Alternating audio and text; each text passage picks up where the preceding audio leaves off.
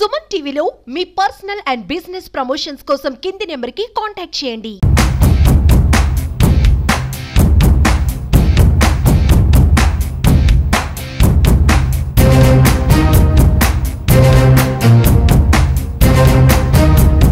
Visakha railway station లో అయితే మాత్రం మంటలు వ్యాపించడంతో పెద్ద ఎత్తున ప్రయాణికులు అయితే భయభ్రాంతులకు గురయ్యారు. అసలు ఈ మంటలు ఎలా వ్యాపించి ఏంటి అనేది మనతో మాట్లాడడానికి ప్రయాణికులు కూడా మనతో ఉన్నారు. అమ్మ చెప్పండి అమ్మా ఒకసారి.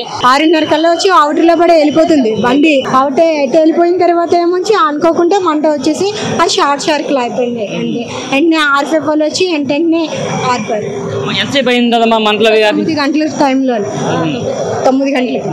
అంటే షార్ట్ సర్క్యూట్ అవడం వల్ల అంటారు, లేకపోతే ఎవరైనా ఇలా ఏం చేయలేదండి, షార్ట్ సర్కిల్ అయింది. ఓన్లీ వాష్రూమ్ లో కూడా వచ్చింది అగ్గి. దానివల్ల పైన పవర్ అంతా ఆపి వెంటనే జిఆర్పిఎఫ్ ఆర్పిఎఫ్ అందరూ వచ్చారు.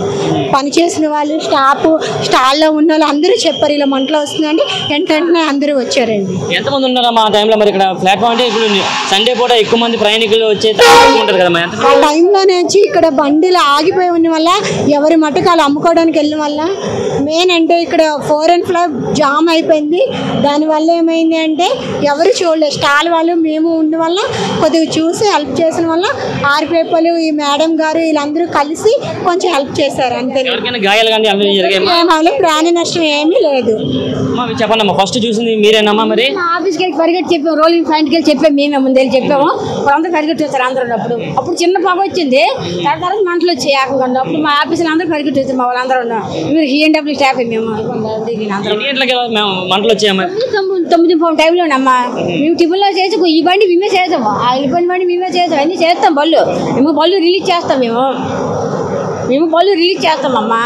అందుకు మాకు వెళ్ళినది మాకు తెలియదు కదా. ఆ ముందు కూర్చొని టిఫిన్ చేసి బళ్ళు చేసుకొని మేము ఓకే వాళ్ళు కొలం అయిపోయింది. మాకే భయం మీద పారిపోండి. మేమే కూడా ప్రయాణికులు ఎవరన్నా ఇక్కడ లేరమ్మా, లేరు. చాలా వెళ్ళి పారిపోండి రా లేరు.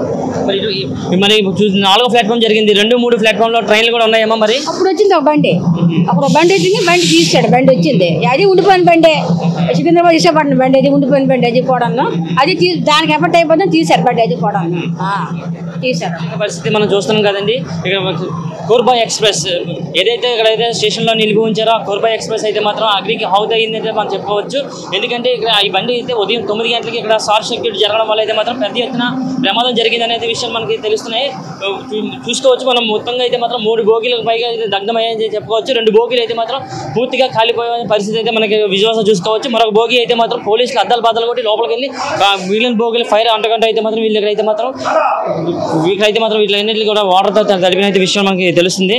ఏదైతే నిత్యం రద్దీగా ఉండే ప్రయాణికులతో రద్దీగా ఉండే విశాఖ రైల్వే స్టేషన్లో ఒక్కసారిగా ఇలాంటివి జరగడం గొప్ప విషయం అని చెప్పుకోవచ్చు. మనం అయితే మన విజువల్స్ చూసుకోవచ్చు. ఇప్పుడు ఒక బోగిని కూడా వేరు చేయడం జరిగింది. మొత్తం కూడా 3 పైన ఏసీ బోగీలు దగ్ధమయ్యేది అయితే మాత్రం మనం చెప్పుకోవచ్చు. ఒక పక్క చూసుకోవచ్చు ఫైర్ ఆఫీసర్స్ కానీ, లేదంటే రైల్వే సంబంధించిన ఆఫీసర్స్ కానీ, లేదంటే జిఆర్పిఎఫ్ ఆఫీసర్స్ కానీ ఎవరు అందరూ కలిసి మొత్తం మీద సమీక్షించి ఫైర్ని అయితే మాత్రం ఇక్కడైతే అదుపు చేయడం జరిగింది. ఒకసారి మనం చూసుకోవచ్చు.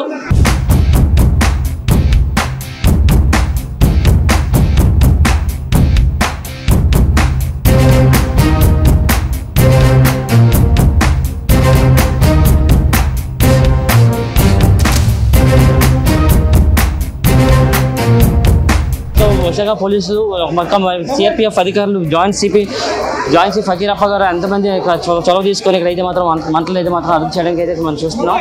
ఉన్నత అధికారులతో కూడా మాట్లాడడం జరుగుతుంది. పక్కన పోలీస్ అధికారులు కూడా దగ్గరికి రైల్వే దగ్గరికి కూడా ఎవరిని వచ్చే అవకాశాలు లేకుండా అయితే మాత్రం ఇక్కడ చూస్తున్నారు. చూసుకోవచ్చు అద్దాలు బద్దలు కొట్టి లోపల ఉన్న ఎటువంటి ఫైర్ కూడా ఇబ్బంది లేకుండా అయితే మాత్రం ఇక్కడ పోలీస్ అధికారులు కానివ్వండి, లేదంటే ఆర్పిఎఫ్ అధికారులు, లేదంటే ఫైర్ సిబ్బంది అధికారులు ఇక్కడ అందరూ కూడా అయితే మాత్రం ఇక్కడ సమీక్షగా అయితే ఇక్కడ కృషి చేయడం అయితే జరుగుతుంది. ఏదేమైనప్పటికీ కూడా సండే కావడంతో దాంతో విశాఖ నుంచి తిరుపతి వెళ్ళే ట్రైన్ కావడంతో పెద్ద ఎత్తున భక్తులు కూడా ఇదే ట్రైన్లోకి ఎక్కువ ఎక్కడానికి అయితే మాత్రం ఇక్కడ ఇంట్రెస్ట్ చూపిస్తుంటారు. దేవుడి దేవాలయం అయితే మాత్రం ఇక్కడ ఎటువంటి ప్రాణ నష్టం కానీ జరగలేదని అయితే మాత్రం ఇక్కడ లైవ్లో చూస్తున్న కొంతమంది ప్రయాణికులు కూడా చెప్పడం జరుగుతుంది. అది చూసిన వెంటనే ఇక్కడ ఉన్న రైల్వే అధికారులు కూడా మేము కంప్లైంట్ ఇచ్చిన వెంటనే రైల్వే అధికారులు కూడా హుటాహుటిని వచ్చి ఇక్కడ మంటలు అదుపు చేయడానికి అయితే మాత్రం కృషి చేశారని అయితే మాత్రం లైవ్లో చూసిన ప్రయాణికులు కూడా అయితే మనతో చెప్పడం జరుగుతుంది. కెమెరా పర్సన్ శేఖర్తో ప్రశాంత్, సుమన్ టీవీ, వైజాగ్.